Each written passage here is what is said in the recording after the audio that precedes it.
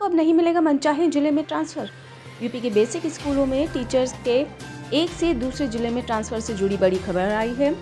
Transfer को लेकर Allahabad high court का महत्वपूर्ण फैसला आया है। हाईकोर्ट ने कहा, टीचर्स को मनचाहे जिले में ट्रांसफर पाने का कोई संवैधानिक अधिकार नहीं है। अदालत ने कहा कि ट्रांसफर नीति प्रशासनिक फैसला होती है, यह कोई वैधानिक प्रावधान नहीं है।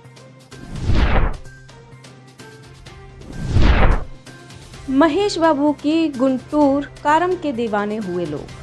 तेलुगु स्टार महेश बाबू की फिल्म का उनके फैंस को बेसब्री से इंतजार रहता है। उनकी हर फिल्म रिलीज होते ही थिएटर पर छा जाती है। महेश बाबू की आज सिनेमाघरों में फिल्म गुंटूर कारम रिलीज हो गई है।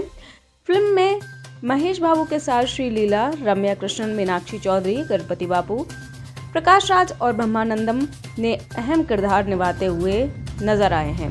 ये फिल्म रिलीज होते ही सिनेमाघरों में छा गई है। फैंस सोशल मीडिया पर फिल्म की तारीफ करते नहीं रुक रहे हैं। पीएम मोदी ने किया अटल सेतु का उद्घाटन। पीएम मोदी ने आज अटल सेतु का उद्घाटन कर दिया है। अटल सेतु के उद्घाटन के बाद प्रधानमंत्री मोदी ने अटल सेतु के बारे में जानकारी दी। प्रधानमंत्री मोदी के साथ मुख्यमंत्री एकनाथ शिंदे, उप मुख्यमंत्री देवेंद्र फडणवीस, उप मुख्यमंत्री अजित पवार मौजूद रहे। आम आदमी पार्टी ने राज्यसभा चुनाव निर्विरोध जीता। दिल्ली की 3 राज्यसभा सीटों पर आम आदमी पार्टी के उम्मीदवार संजय सिंह, स्वाति मालीवाल और एनडी गुप्ता निर्विरोध चुन लिए गए हैं। निर्विरोध चुन जाने के बाद संजय सिंह, स्वाति मालीवाल और एनडी गुप्ता ने रिटर्निंग ऑफिसर आशीष कुंद्रा से अपना प्रमाण पत्र प्राप्त किया। तीनों प्रत्याशियों का निर्विरोध जीतना तय था, क्योंकि किसी दूसरे दल के उम्मीदवार ने नामांकन पत्र दाखिल नहीं किया था। स्वच्छता रैंकिंग में 90वें स्थान पर दिल्ली। भाजपा ने स्वच्छता रैंकिंग में दिल्ली के 90वें स्थान पर आने को शर्मनाक बताते हुए अरविंद केजरीवाल और आम आदमी पार्टी पर जोरदार हमला बोला है। दिल्ली बीजेपी अध्यक्ष वीरेंद्र सचदेवा ने आप पर निशाना साधते हुए कहा कि यह शर्मनाक है। सीएम अरविंद केजरीवाल ने एमसीडी में अपने कार्यकाल के दौरान दिल्ली को पेरिस बनाने का वादा किया था, पर आज स्वच्छता रैंकिंग में दिल्ली 90वें स्थान पर है। लोकसभा चुनाव के लिए एक्शन मोड में शिवराज। मध्य प्रदेश की राजधानी भोपाल के नजदीकी जिले सीहोर में गुरुवार 11 जनवरी को सत्ता और संगठन की अहम बैठक आयोजित की गई। इस बैठक में आगामी लोकसभा चुनाव को लेकर मंथन किया गया। बैठक के दौरान नेताओं ने अपनी अपनी राय रखी। इस दौरान पूर्व सीएम शिवराज सिंह चौहान ने लोकसभा चुनाव के लिए जीत का मंत्र दिया। शिवराज ने कहा कि लोकसभा चुनाव भावनात्मक रूप से लड़ना होगा। राम मंदिर ठीक है, लेकिन विधानसभा चुनाव में लाडली बहनों का इम्पैक्ट पड़ा है।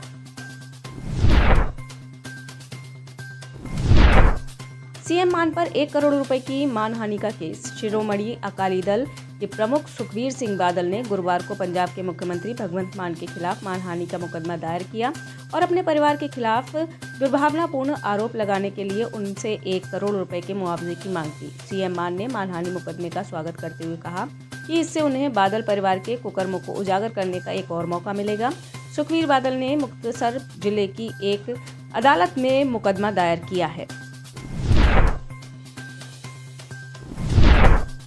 अटेंडेंस कम होने पर छात्रों को परीक्षा से किया वंचित।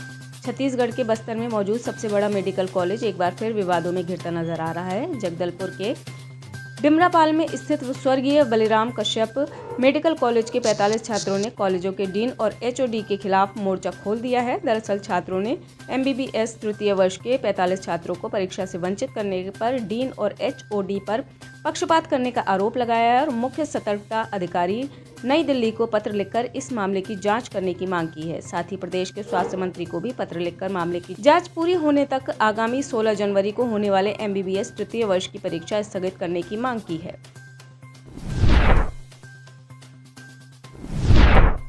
बीजेपी सांसद निशिकांत दुबे को बड़ी राहत। झारखंड हाईकोर्ट ने गोड्डा से बीजेपी सांसद निशिकांत दुबे को बड़ी राहत दी है। हाईकोर्ट ने मधुपुर उपचुनाव के दौरान सोशल मीडिया प्लेटफॉर्म पर दिए गए अलग अलग बयानों से संबंधित निशिकांत दुबे के खिलाफ दर्ज 4 एफआईआर को रद्द कर दिया है। इसे लेकर निशिकांत दुबे ने सोशल मीडिया साइट एक्स पर एक पोस्ट भी किया है। पोस्ट में उन्होंने हेमंत सोरेन सरकार पर हमला बोला है। तेजस्वी यादव ने अस्पताल का किया औचक निरीक्षण। स्वास्थ्य मंत्री तेजस्वी यादव अपने विभाग को लेकर एक्शन में हैं। गुरुवार की देर रात सोनपुर अनुमंडलीय अस्पताल, सारण और हाजीपुर सदर अस्पताल का उन्होंने औचक निरीक्षण किया। औचक निरीक्षण के दौरान चिकित्सीय सेवाओं, सुविधाओं, दवाओं, उपकरणों, चिकित्सकों और स्वास्थ्य कर्मियों की उपलब्धता की जानकारी उन्होंने ली। इसके साथ ही उन्होंने विभागीय प्रशासन को सुधारात्मक कार्रवाई के लिए दिशा निर्देश भी दिए। इसको लेकर उन्होंने एक्स पर वीडियो भी शेयर किया है। वहीं तेजस्वी यादव के अचौक निरीक्षण से स्वास्थ्य विभाग में हड़कंप मच गया है। दक्षिण अफ्रीका पर भड़के बेंजामिन नेतन्याहू। इजरायल के प्रधानमंत्री बेंजामिन नेतन्याहू ने अंतर्राष्ट्रीय न्यायालय में इजरायल के खिलाफ केस दायर करने के लिए दक्षिण अफ्रीका की आलोचना की है। इसके साथ ही उन्होंने अपना पक्ष रखते हुए कहा है कि हम आतंकवादियों से लड़ रहे हैं और हम झूठ से लड़ रहे हैं। हूती विद्रोहियों ने किया जंग का ऐलान। अमेरिका और यूके की सेना ने यमन में हूती विद्रोहियों के ठिकानों पर हमले शुरू किए हैं, जिसको लेकर हूती विद्रोहियों ने अमेरिका और यूके को चेतावनी देते हुए कहा है कि इस आक्रामकता की उन्हें भारी कीमत चुकानी होगी। उधर अमेरिकी राष्ट्रपति जो बाइडेन ने साफ कर दिया है कि ये हमले हूती विद्रोहियों को सबक सिखाने के लिए हैं। अमेरिका ने इसे लाल सागर से गुजरने वाले जहाज़ों को निशाना बनाने की जवाबी कार्रवाई बताया है।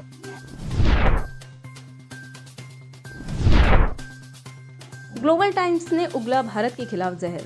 भारत और मालदीव में जारी तनाव के बीच चीन अपनी हरकतों से बाज नहीं आ रहा है। चीन लगातार आग में घी डालने का काम कर रहा है। अब चीन के मुखपत्र माने जाने वाले ग्लोबल टाइम्स ने भारत को लेकर लिखा है कि अहंकारी देश दूसरों के साथ ऐसा व्यवहार करते हैं जैसे वो गुलाम हो। इससे पहले चीन ने भारत का नाम नहीं लेते हुए कहा है कि अगर किसी देश ने मालदीव के आंतरिक मामले में हस्तक्षेप करने की कोशिश की तो वह उसका विरोध करेगा। चीन ने ताइवान के मतदाताओं को दी धमकी। चीन ने ताइवान में हो रहे राष्ट्रपति चुनाव से पहले वहां के मतदाताओं को सही विकल्प चुनने की चेतावनी दी है। चीन लंबे समय से ताइवान को अपना हिस्सा बताता रहा है और अपना दावा करता रहा है। चीन ने कहा है कि सत्तारूढ़ पार्टी के उम्मीदवार विलियम लाई की जीत चीन ताइवान के आपसी संबंधों के लिए खतरा पैदा करेगी। पापुआ न्यू गिनी में आपातकाल की घोषणा, जिससे हालात काफी बिगड़ गए थे। बिगड़ते हालात को देखते हुए देश के प्रधानमंत्री जेम्स मारापे ने गुरुवार 11 जनवरी को राजधानी में 14 दिनों के आपातकाल की घोषणा कर दी। मीडिया को संबोधित करते हुए पापुआ न्यू गिनी के पीएम ने कहा, आज हम अपने देश की राजधानी में 14 दिनों के लिए आपातकाल का आह्वान करते हैं। आगे आने वाली किसी भी स्थिति से निपटने के लिए 1000 से अधिक सैनिक तैयार हैं। गौरतलब है कि दंगे की वजह से देश में अब तक 16 लोगों की मौत हो चुकी है। इसके साथ ही राजधानी की कई दुकानों में बड़े स्तर पर लूटपाट हुई है। आप इस खबर के बारे में क्या सोचते हैं, हमें कमेंट सेक्शन में बताएं। साथ ही ब्रह्मास्त्र न्यूज को सब्सक्राइब और शेयर भी जरूर करें।